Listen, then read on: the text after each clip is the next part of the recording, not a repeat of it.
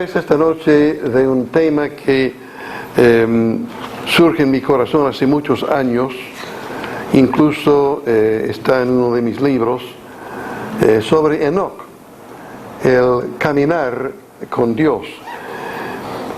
Me ha fascinado durante muchos años el relato bíblico de la vida de Enoc. Enoc encabezó, según el libro de Génesis, la séptima generación desde Adán. A su vez fue el bisabuelo de Noé, otra figura relevante en el principio de la raza humana. Obviamente vivió en una coyuntura importante y crucial en los primeros tiempos del desarrollo del propósito de Dios entre los hombres. La idea de que una persona pudiera gozar de una relación muy estrecha con Dios durante 3 siglos es todo un desafío. Suponiendo que esa relación se fuera profundizando año tras año, la implicación es que desarrolló un conocimiento amplio de los caminos de Dios, una fluidez y una confianza en la intimidad y un sublime respeto por la grandeza y la majestad que nos impresiona por sus profundas implicaciones. Veamos el relato breve que se halla en Génesis capítulo 5, versículos 21 al 24, que está en la pantalla.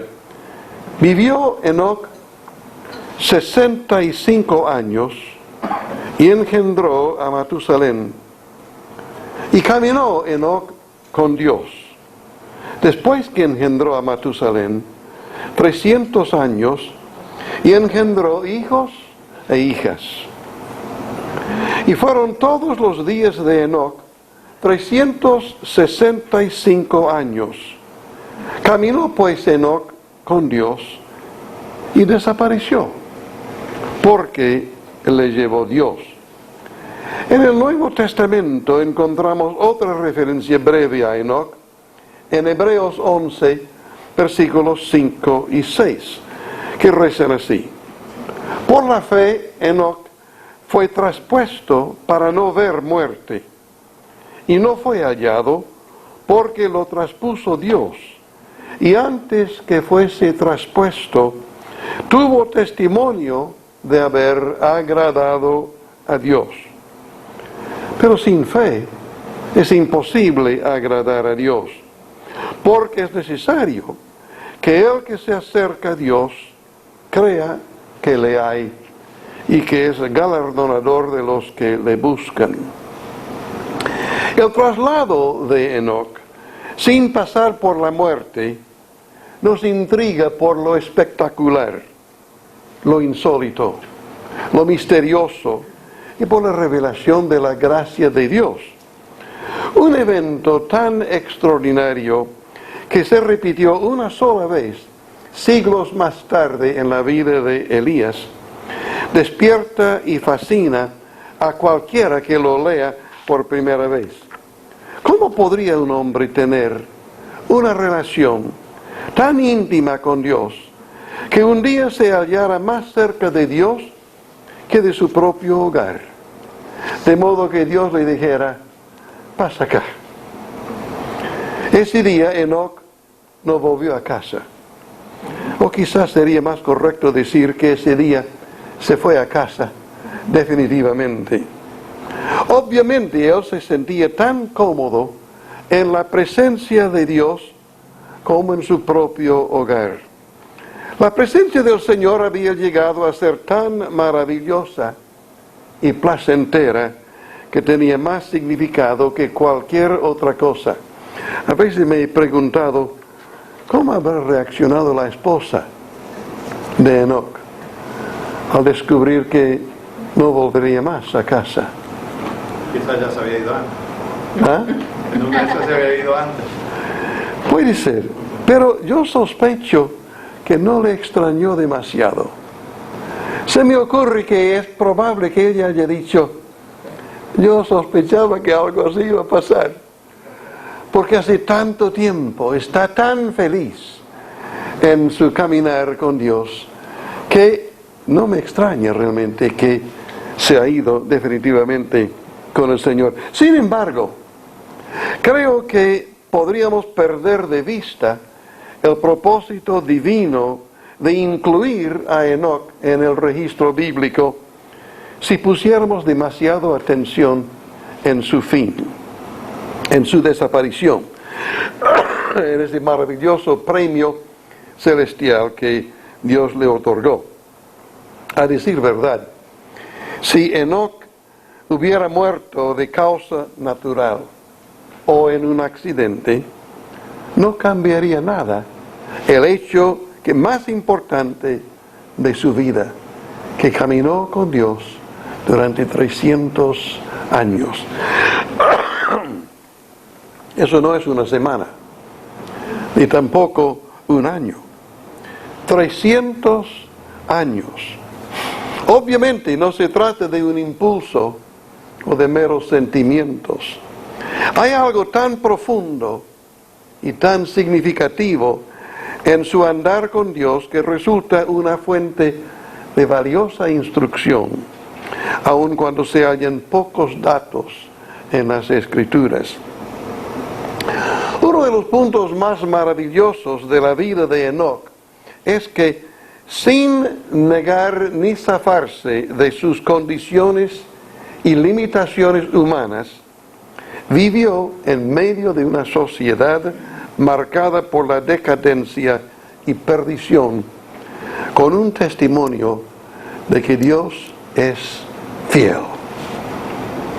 Dejó constancia de que el propósito divino está a nuestro alcance, de que es posible ser humano y a la vez cumplir plenamente la voluntad de Dios. Eso es notable. Hay muchos que piensan que no, yo no puedo caminar con Dios. Por lo menos no puedo realizar lo que algunos expresan como su gran anhelo. Tengo que esperar hasta que me jubile, hasta que no tenga nada más que hacer, entonces puedo dedicarme a eso. Pero tengo muchos problemas, tengo muchas responsabilidades, muchas ocupaciones. Para Enoc, nada de eso le distrajo de ese propósito de andar con Dios.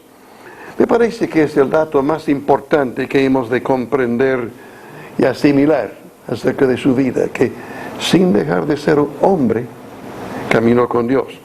Para muchos de nosotros resulta demasiado fácil presumir que los problemas que enfrentamos nos impiden lograr lo que Dios quiere. Aun cuando quisiéramos hacer la voluntad de Dios, las dificultades nos traban e imposibilitan. Aquí tenemos un hombre que no despreció su condición humana ni sus debilidades. No encontró en ellas ninguna excusa, sino que cumplió fielmente la voluntad de Dios. No tenemos ninguna evidencia bíblica que indique que Enoc contaba con algo más de lo que tenían todos los hombres de su tiempo. Le tocó trabajar, criar hijos, proveer para su familia, enfrentar las frustraciones inherentes a la vida humana y cotidiana. Es especialmente interesante la inferencia de que con el nacimiento de su hijo Matusalén tuvo una experiencia que dio como resultado un giro notable en su forma de vivir. Pues el texto dice: caminó Enoc con Dios después que engendró a Matusalén 300 años. ¿Qué significa caminar con Dios?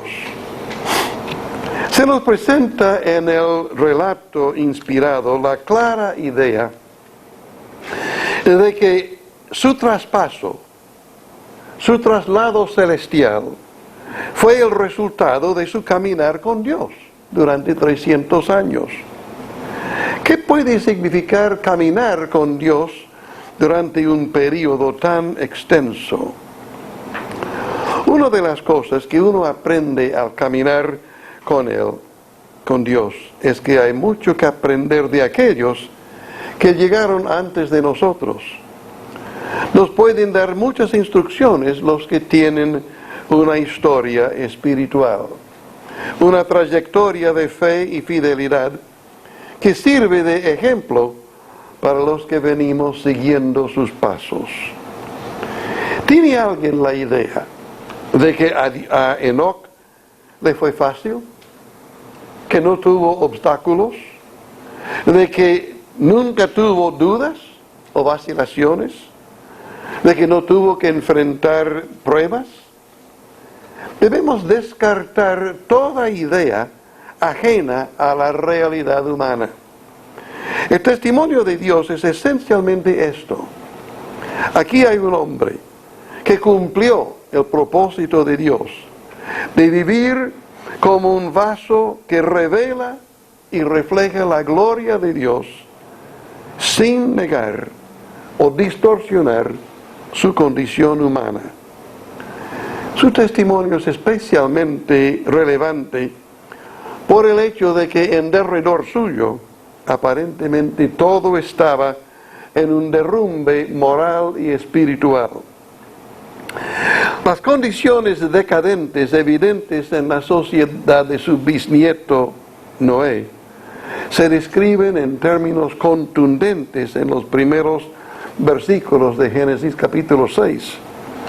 Poco tiempo después, Dios consideró necesario juzgar la tierra con el diluvio sobre la generación de Noé, a fin de borrar de la tierra la raza humana corrompida.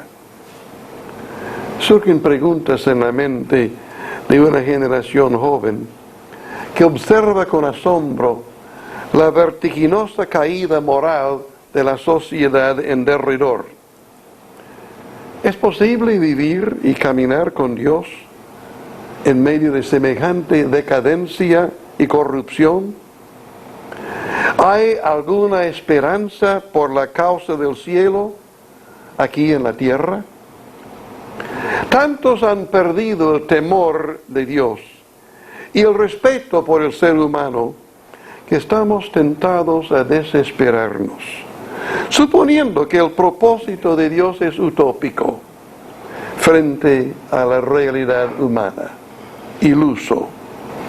La vida de Enoc brilla como un testimonio escrito en letras de fuego de que no solo es posible, sino que cualquier abandono del llamado de Dios significa una entrega innecesaria e insensata ante las propuestas de nuestro enemigo. Entendamos de entrada que no hay ningún indicio en la Biblia de que caminar con Dios significó para Enoc experimentar un milagro todos los días. Eso no sería normal. El hombre no fue creado para vivir con frecuentes intervenciones milagrosas. Con su gracia y sabiduría de creador, Dios ha puesto en marcha los parámetros que determinan las condiciones de vida humana en la tierra.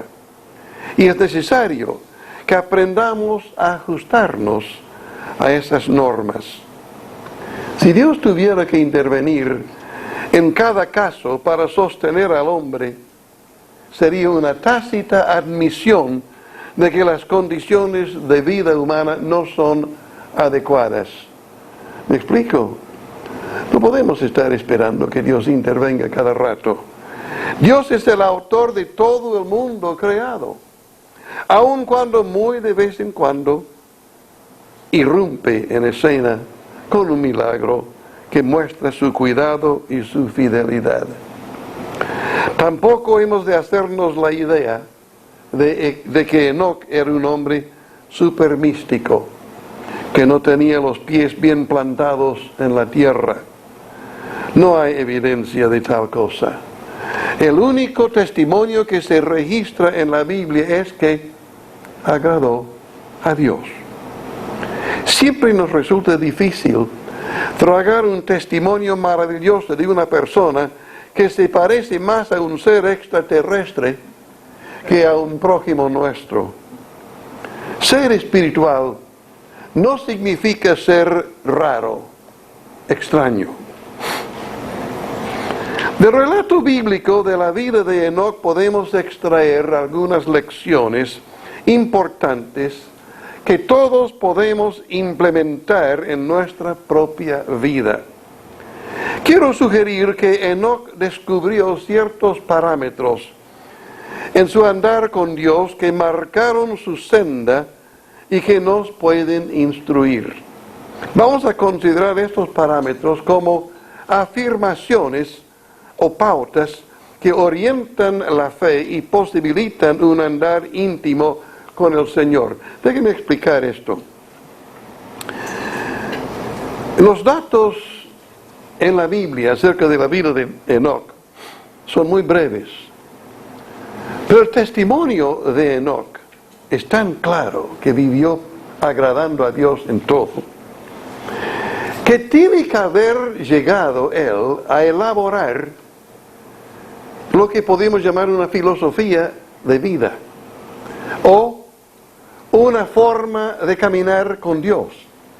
Y yo quiero sugerir que él llegó a comprender 5 cosas que expreso aquí y quiero que expresemos juntos como 5 afirmaciones de su vida con el Señor. La primera afirmación es esta: la gloria de Dios se revela en vasos de barro. ¿Por qué no repitamos juntos?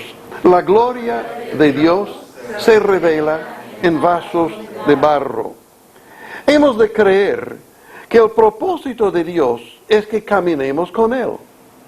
Cuando Dios decretó su propósito de crear un ser humano, dejó muy en claro la paradoja de su condición elemental. La sustancia del hombre es barro. Ahí está la paradoja.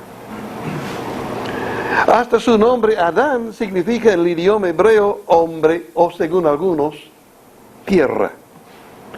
Pero la sustancia básica de la persona de Dios no es barro, es espíritu. A primera vista observamos un contraste notable entre estas dos realidades. La vocación del hombre es revelar en su persona, en este barro, la gloria de Dios. La mera idea de lograr esta proyección aparentemente imposible parece ridícula. Cualquiera que observa sus propias limitaciones encuentra excusas de sobra para no llegar a lo que Dios quiere realizar en este maravilloso ensayo divino que es la gloria de Dios en vasos de barro. Eso es lo que Dios ha propuesto. No es cuestión de encontrar excusas, es cuestión de descubrir cómo se va a realizar eso.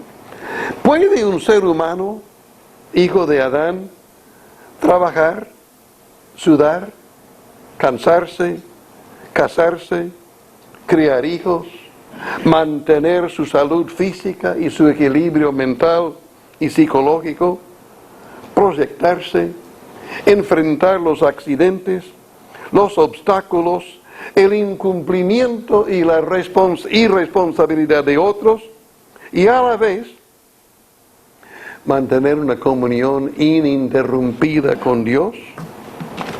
¿Puede llegar a revelar en su propia persona, con todas sus limitaciones, el mismo amor de Dios, la gracia de Dios, la bondad de Dios? Es el desafío que todos enfrentamos. Estamos llamados a algo realmente sublime. Enoc logró relacionar el propósito divino con su experiencia personal de Dios.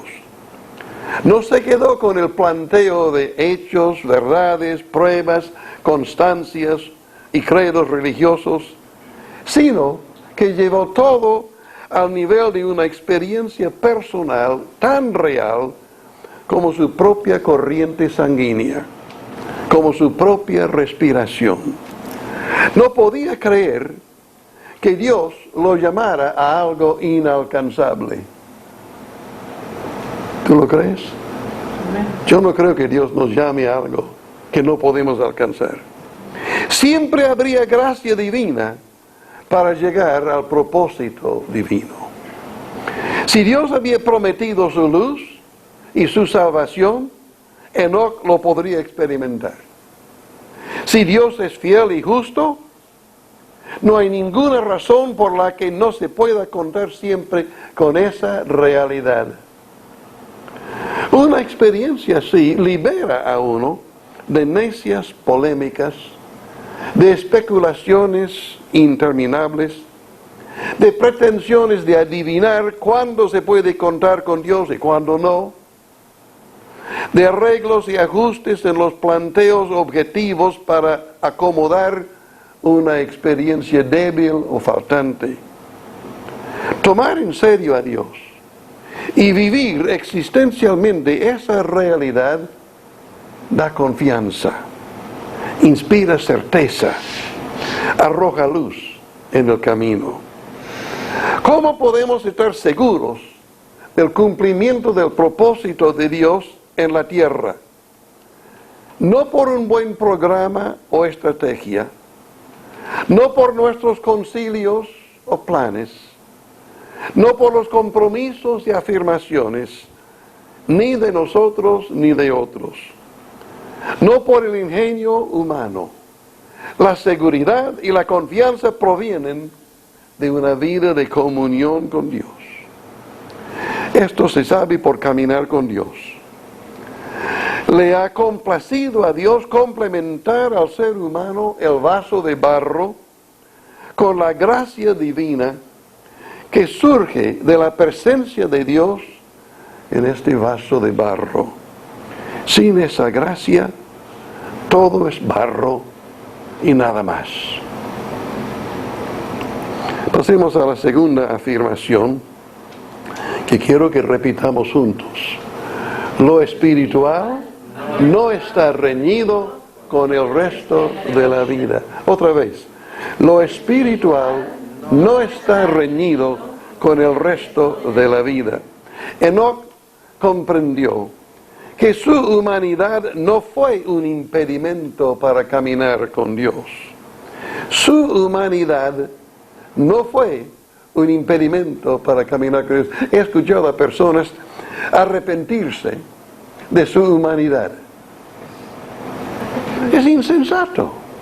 Dios nos hizo humanos. Si vamos a conocer a Dios, tenemos que conocerle nuestra humanidad. Yo no puedo conocerle en otro cuerpo, en otro ser. Tengo que conocerlo en mi cuerpo humano, como tú también.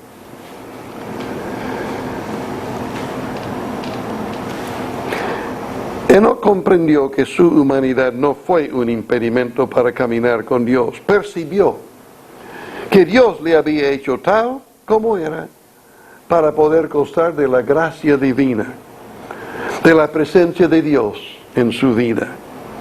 Ya no encontró excusas por sus falencias. Comenzó a descubrir la abundante provisión del Señor para compensar su debilidad. Todos quisiéramos superar nuestras debilidades, y nuestras debilidades persisten. No solo eso, sino que aumentan de año en año.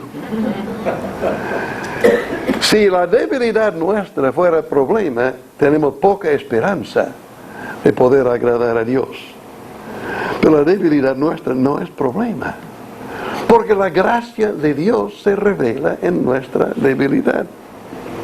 Entre tanto que suponemos que nuestra humanidad, nuestras debilidades, nuestra torpeza, nuestros fracasos y nuestros problemas constituyen excusas válidas para no alcanzar el nivel de vida cristiana que Dios nos ha prometido, la insatisfacción interior permanecerá. Pero cuando comprendamos que nuestra incompetencia es lo que engrandece la gracia y la bondad de Dios, que su poder se perfecciona en la debilidad, que el camino de la cruz es el camino a la gloria, aprenderemos a vivir plenamente en Cristo y por Cristo. Él es nuestra vida, nuestra fortaleza, nuestro sostén, nuestro futuro. Él es todo y en todo para los que esperan en Él. Aleluya. Aleluya. Pasemos a la tercera afirmación, que la verdadera dimensión de la vida se ve cuando se proyecta en las generaciones futuras. Repitamos juntos. La verdadera dimensión de la vida se ve cuando se proyecta en las generaciones futuras. Quiero expresar este parámetro de otra manera. Cuanto más vivimos, tanto más breve parece la vida. Tengo más de 70 años y espero vivir todavía más. Pero estoy muy consciente de que no soy lo que fui a los 40. No tengo la energía que solía tener y mi memoria falla cada vez más. Por eso tengo que leer.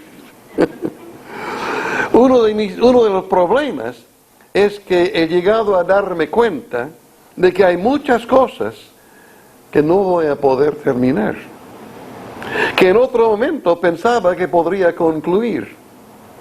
Por más que uno sea consecuente y responsable, descubre que las cosas más importantes en la vida llevan más tiempo de lo que se pensaba al principio.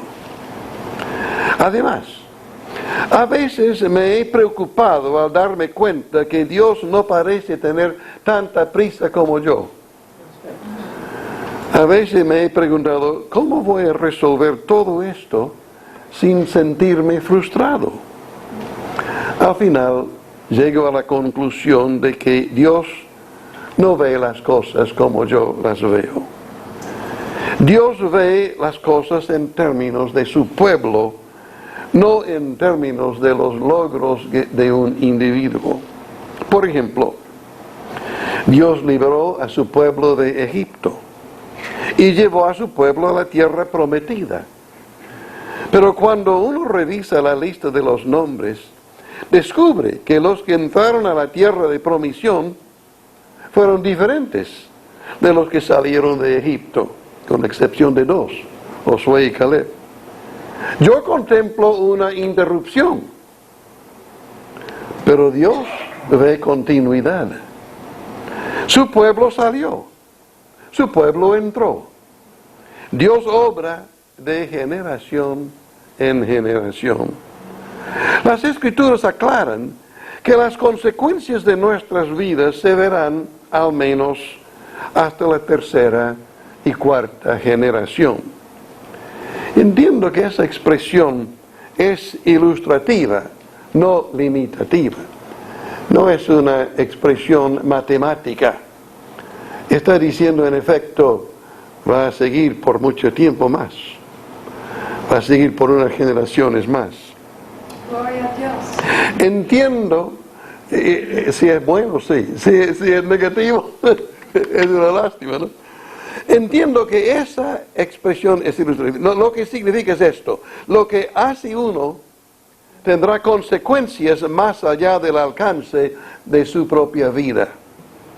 No sabemos lo que pasó en la vida de Enoc cuando nació su primogénito Matusalén. Solo sabemos por el texto de Génesis que después de ese evento, Enoc caminó con Dios por 300 años. Evidentemente experimentó algo que dio nueva dimensión a su vida, Quizá comenzó a pensar en la proyección de su vida e influencia a través de su hijo y las generaciones sucesivas. Tal vez percibió la gracia y la majestad de Dios en el nacimiento de su hijo, que lo llevó a una relación mucho más estrecha